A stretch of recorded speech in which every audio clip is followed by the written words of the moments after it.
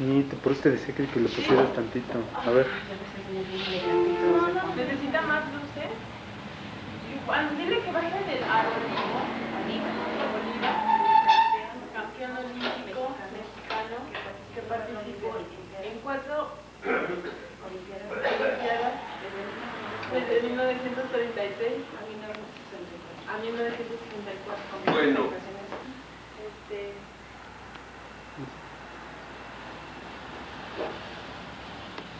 Buenos días.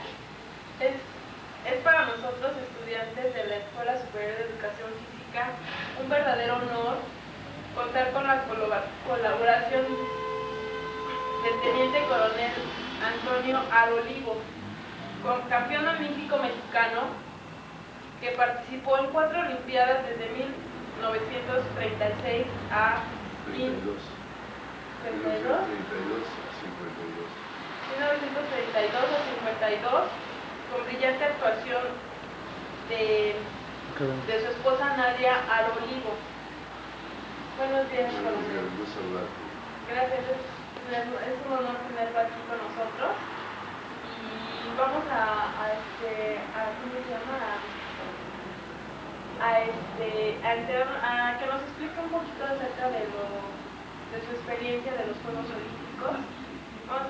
¿Qué es lo que siente representar a México en una Olimpiada? Pues imagínate qué felicidad puede sentir cualquier saber que va a desfilar detrás de la bandera en unos Juegos Olímpicos que desde el punto de vista deportivo es lo que más tradición tiene en toda la historia del ejercicio físico.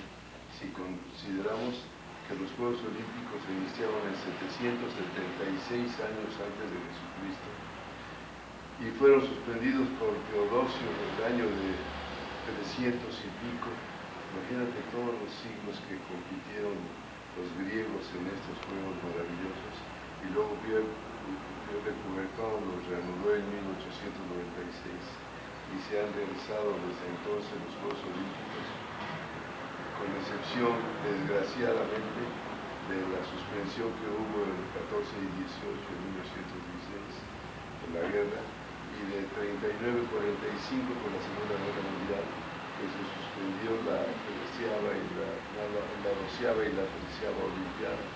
Los griegos no suspendían los Juegos Olímpicos.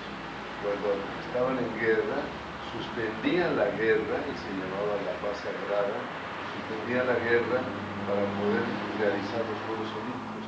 Terminaban los Juegos y volvían a pelear, pero suspendían porque consideraban que era mucho más trascendente desde el punto de vista humano, desde el punto de vista filosófico, desde el punto de vista de la unidad de las juventudes del mundo, los Juegos Olímpicos.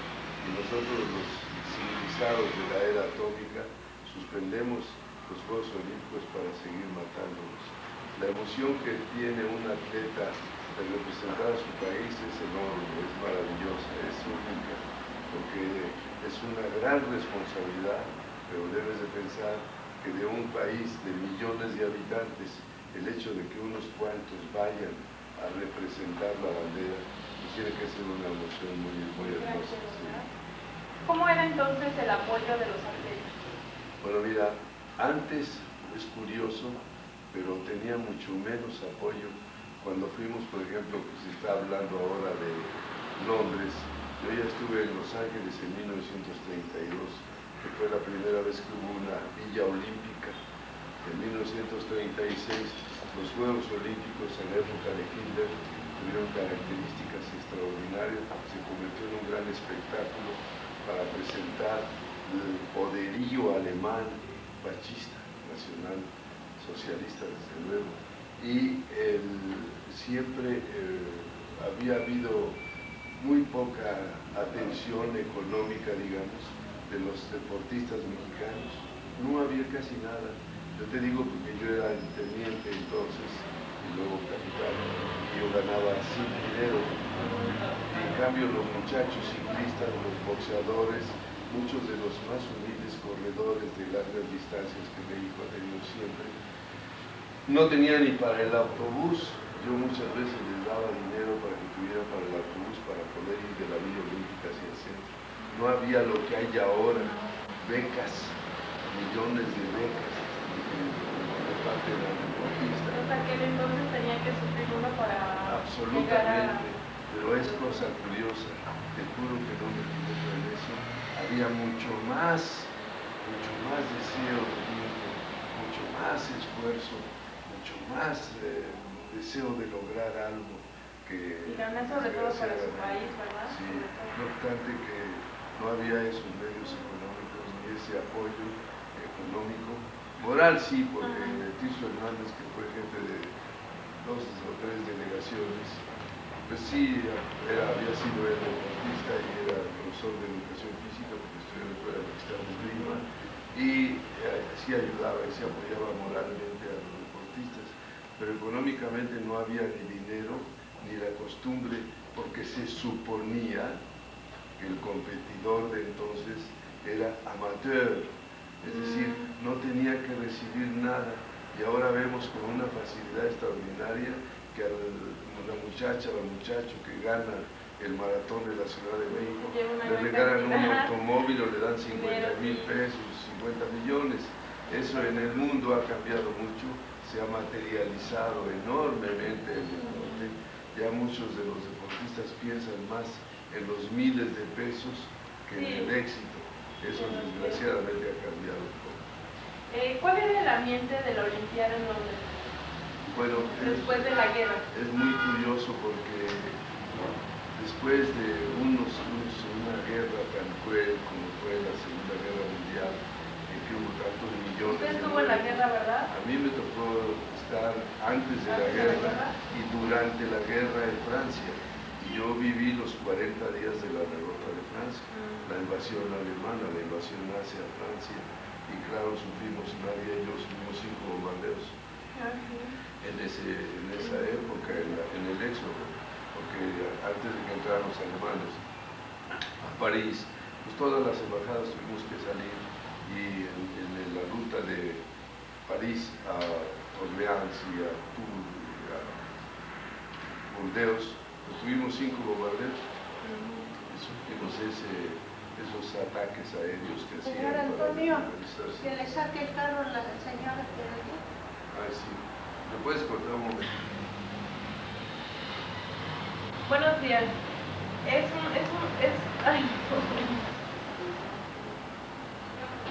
Buenos días. No, ya, Juan. Es que se tiene. Buenos días. Es para nosotros, estudiantes de la Escuela Superior de Educación Física, un verdadero honor contar con la colaboración de Teniente Coronel Antonio Aro Olivo, campeón olímpico mexicano que participó en 4 Olimpiadas desde 1962 32 a 1952.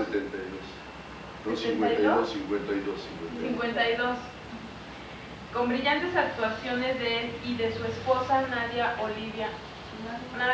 Aro Oliva. ¿En la guerra influyó el ánimo de las Olimpiadas? Bueno, no, mira, ¿De qué manera? Después de la guerra, naturalmente hubo cambios muy importantes en la vida de la juventud, y eso les toca a ustedes conocerlo, saberlo, porque así es. Desgraciadamente fue tan cruel la Segunda Guerra Mundial, se sufrió tantos millones de jóvenes de Francia, de Alemania, de Rusia, de Bélgica, de muchos países de Europa Central, que nació lo que se llama filosóficamente el existencialismo de Jean-Paul Sartre en Francia, que también, como mera coincidencia, hubo un alemán que ni siquiera era amigo ni conocido de Jean-Paul Sartre, que también trató de establecer esa filosofía existencialista que la juventud ha disfrutado relativamente, porque el existencialismo ha dado cierta libertad a los jóvenes, pero al mismo tiempo les ha quitado cierta responsabilidad. es muy curioso, pero la evolución que subió a la juventud ha hecho que aparezca inclusive, hubo una película famosa que se llamó El rebelde sin causa, es decir, un joven que no quiere atender a ninguna de las reglas sociales o morales, y eso se extendió mucho en la juventud del mundo, no nada más de Europa. Llegó inclusive hasta México. El existencialismo fue una etapa pues, que parece de liberación de los jóvenes, pero al mismo tiempo que hizo perder ese respeto, esa lealtad que debe de tenerse a los padres y a los mayores, liberando bastante a la juventud, particularmente a la mujer, y que desgraciadamente se bajó de su pedestal, porque la mujer siempre ha sido para el hombre es una virgen, ha sido una diosa, ha sido una reina o una princesa cuando no quiere ser grande, quiere ser joven, se dice princesita linda. Y desgraciadamente la mujer, al querer emparejar al hombre en muchos de los aspectos morales, sociales, políticos, se ha alejado de ese pedestal que antes tenía, en que se le mandaban flores, se le llevaba un trío o unos mariachis. Eso desgraciadamente el mundo ha desaparecido, ha perdido mucho la mujer en ese aspecto. Y la guerra de 1900, los Juegos Olímpicos del 48, ahí ya se sintió un poco ese cambio tan extraordinario que habían tenido los ingleses. Por ejemplo, en 1948 el inglés había cambiado mucho, porque antes el soldado que regresaba a su patria después de la guerra era recibido con actos triunfales, era recibido por el pueblo, y en Londres, que sufrió más el pueblo que los soldados, no tenían por qué recibir a los soldados así. Así es que hubo un cambio bárbaro. Los ingleses cambiaron mucho, dejaron de ser un poco estirados como era, se volvieron más humanos por la guerra, porque sufrieron mucho en la Segunda Guerra Mundial. Fue la ciudad del mundo que más sufrió por los bombardeos de los B-2 de los alemanes. Fue la ciudad, el pueblo de habitación cívica, digamos, en una ciudad que más sufrió en toda la guerra, el pueblo de Londres, y ese cambio hizo que les recibieran los Juegos Olímpicos con verdadero júbilo, y hubo muy interesante ambiente en los Juegos Olímpicos del 48, porque era como renacer a la vida normal, y yo me di cuenta con qué interés, con qué entusiasmo, con qué buena organización, pues los ingleses hicieron esa olimpiada, donde afortunadamente pues yo tuve la suerte, no obstante, de no haber tenido el entrenamiento que debe de tenerse, porque yo había salido en fines de 45 a París, precisamente para entrenarme para 48, porque 3 años apenas es el tiempo justo de un entrenamiento de una olimpiada, pero en 1947, a finales de 47, me ordenaron que me regresara a México, que fue un error. Yo corté el entrenamiento, y luego ya en 48, en el mes de marzo, fue cuando me ordenaron que me fuera yo a París para regresar a México.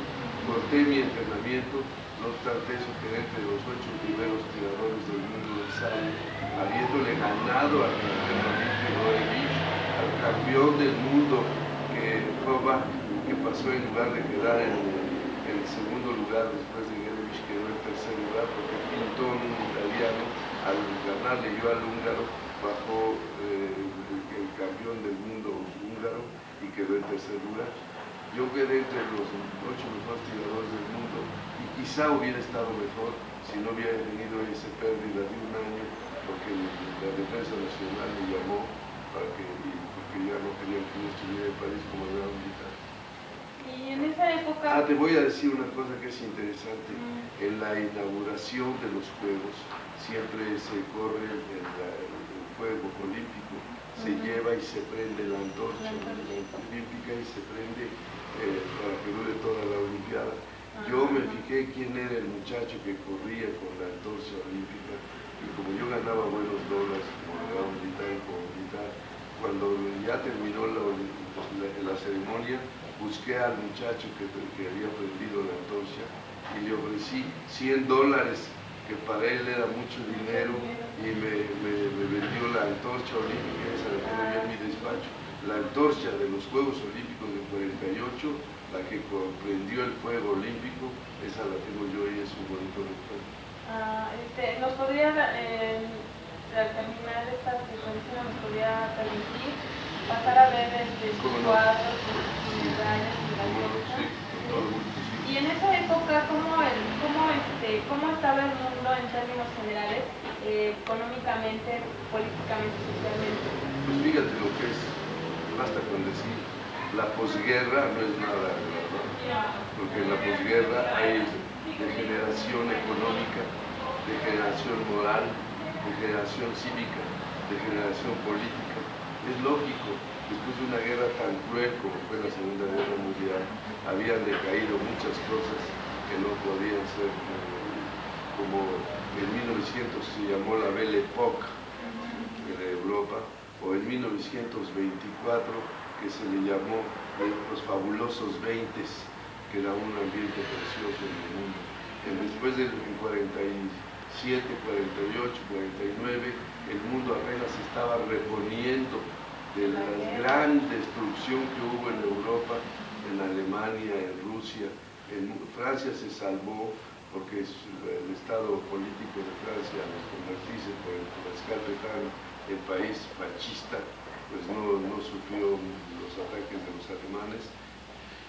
Y los americanos sí atacaron a algunos pueblos franceses, bombardearon porque estaban los alemanes, pero no hubo una gran destrucción. Pero en otros países como Dresden, que fue una capital preciosa de la antigüedad, donde había el mejor museo de joyas del mundo, casi quedó destruido por los bombardeos americanos. No, varias ciudades del mundo quedaron casi destruidas por los bombardeos. Imaginaron el estado moral en que fue. Yo recuerdo que con Nadia recorrimos Alemania en 1946 y vimos cómo andaban las mujeres y los niños levantando piedras y ladrillos y escombros, ayudando. Lo que hizo aquí México cuando en el 85, pero lo de México fue mucho más precioso, más hermoso y nos debemos sentir orgullosos porque fue lo mismo el millonario, el más humilde, el arquitecto, el abogado, el doctor, que el barrendero, estaban luchando para salvar a los que estaban enterrados y para tratar de sacarlos. Bueno, ¿y cuál fue su preparación y su apoyo quien recibió para asistir a los Olimpiadas? Bueno, realmente no he tenido ningún apoyo más que mi esfuerzo. Yo recuerdo que en 1930 gané la medalla de oro en La Habana en los Juegos Centroamericanos. Querían dejarme aquí en la Ciudad de México, pero yo pedí mi regimiento, el 19 Regimiento de Caballería. Y estaba en el 19 Regimiento de Caballería en Sinaloa, Culiacán, cuando se aproximaban los Juegos Olímpicos de Los Ángeles. Le escribí al general Tirso Hernández, que era el jefe del deporte del ejército entonces, para que me ayudara para regresar a México a entrenar y presentarme, y me contestó una cosa que lo digo con mucha...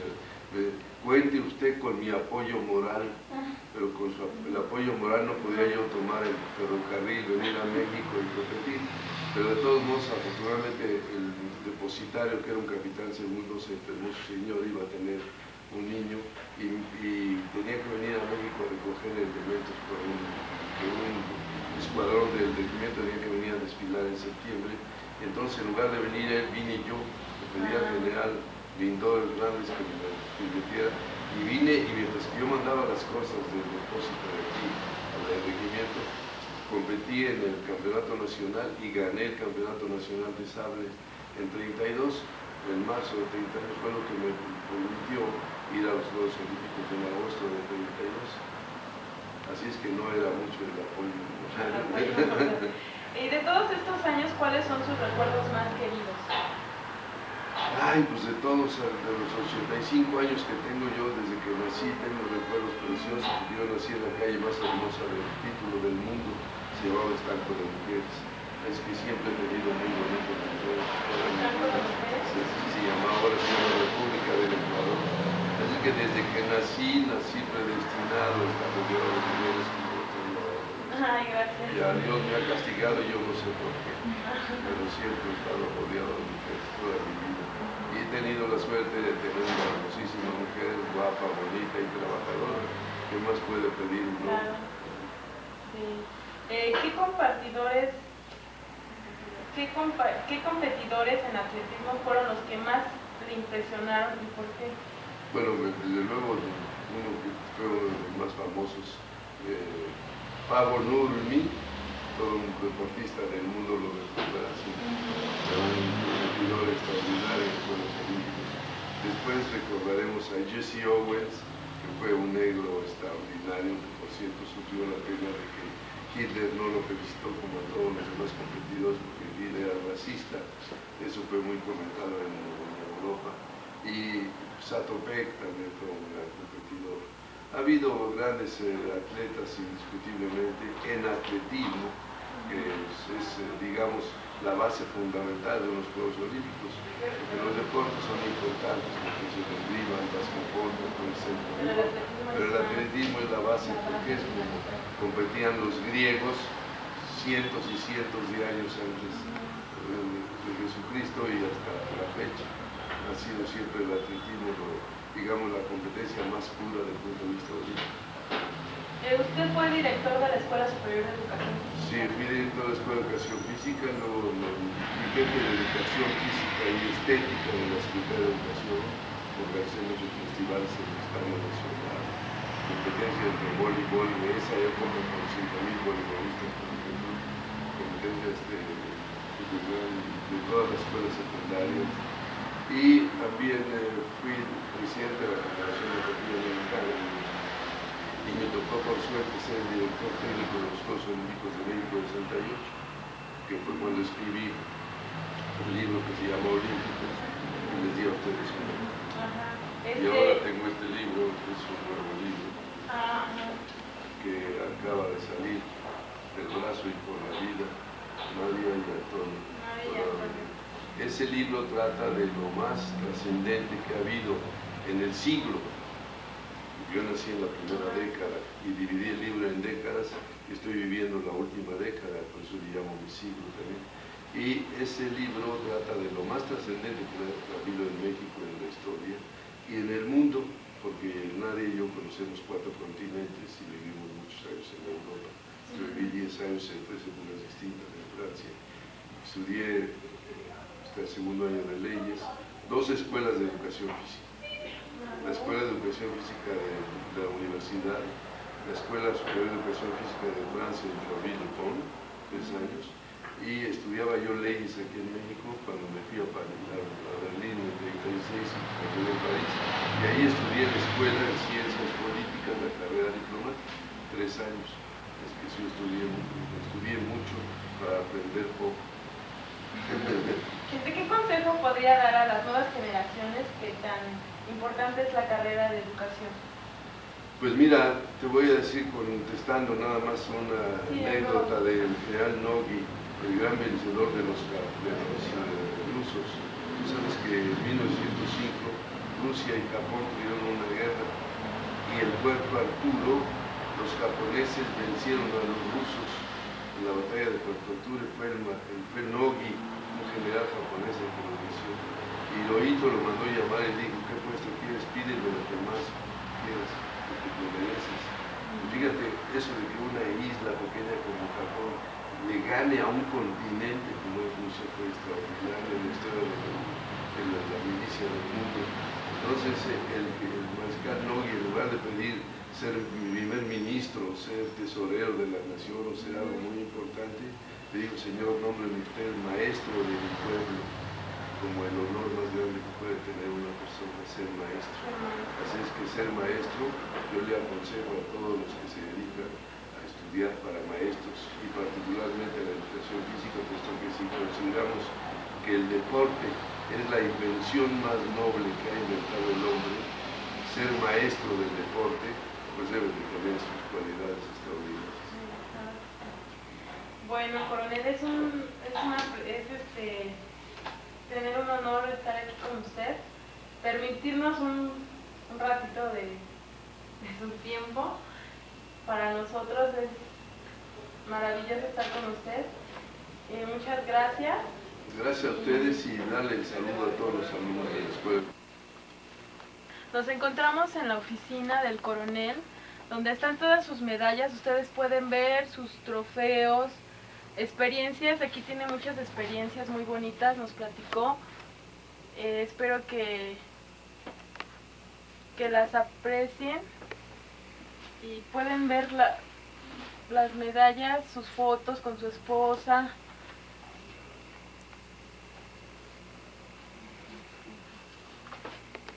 Aquí atrás tenemos todas las medallas que ha ganado en los Juegos Olímpicos de México de 1965.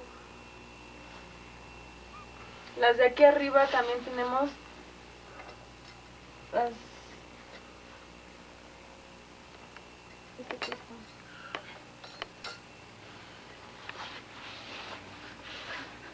diplomas. Por acá tenemos fotografías. Esto ya es de su teatro, donde están aquí varios artistas con él, su esposa, sobre todo.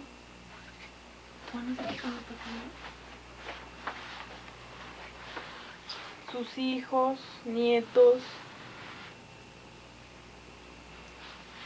Y a espaldas tenemos la fotografía del coronel.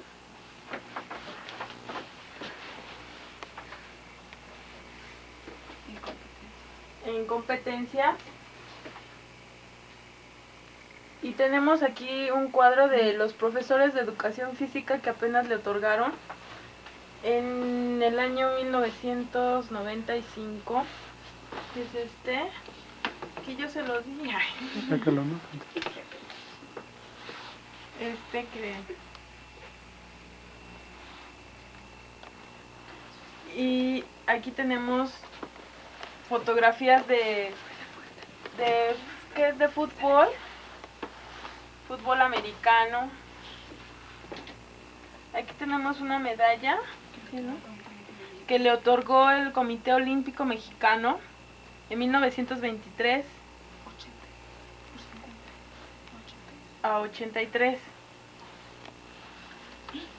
Pasamos aquí a la fotografía de su esposa, Nadia Oliva.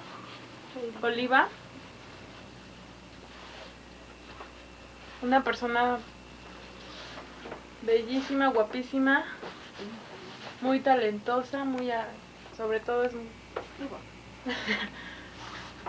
guapa. ¿Qué más? A ver. Mira, estas son fotos de artistas que están en el hipódromo. A ver si salimos Alma y yo aquí.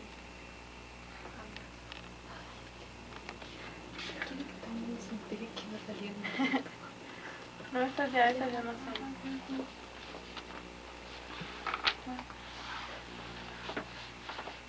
¿Qué más? Ya están ahí todos sus papelitos ahí. Su oficina un poquito tirada porque pues trabaja, dice que ordenada uno no trabaja cuando tiene sus cosas ordenados, y él así trabaja. Y aquí se encuentra ejemplos de los sables y espadas a escalas de los que él ha utilizado en las Olimpiadas.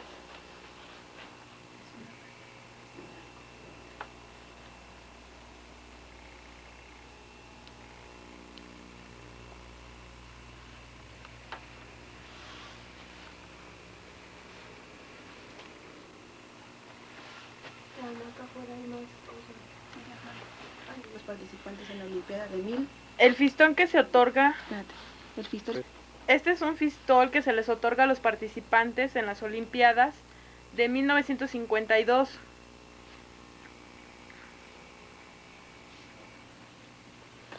Como puede...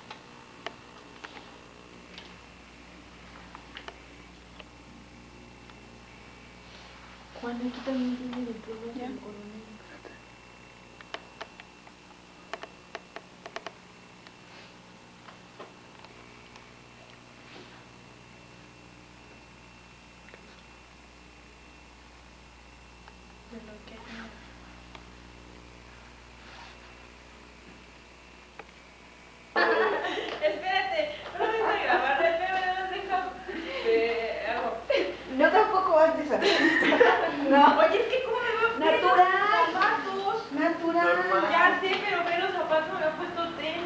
Ah, no importa.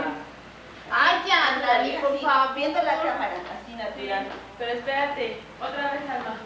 Nos Nos encontramos En el Déjame teatro tiro. Arlequín. Nos encontramos en el teatro Arlequín, natural. espera, Dos.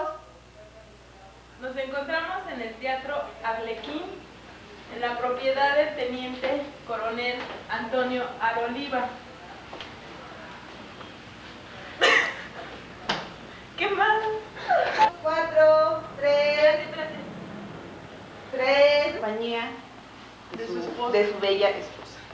¿Sí? A ver, espérate, Juan, no grabes, sino Mantienen trabajando este teatro. mantienen trabajando este teatro. 2. Y como pueden ver, también no fue ni es. A ver, Alma, otra vez desde el principio. ¿Cómo dijiste que era? Además tiene un excelente. 2.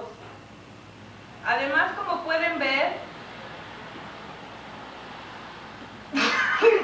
4. 4, 3, 2. además, como pueden ver, 4. 3, 2. como pueden ver, además de ser un gran deportista, es un gran empresario. Y un gran empresario con su bella esposa mantienen este teatro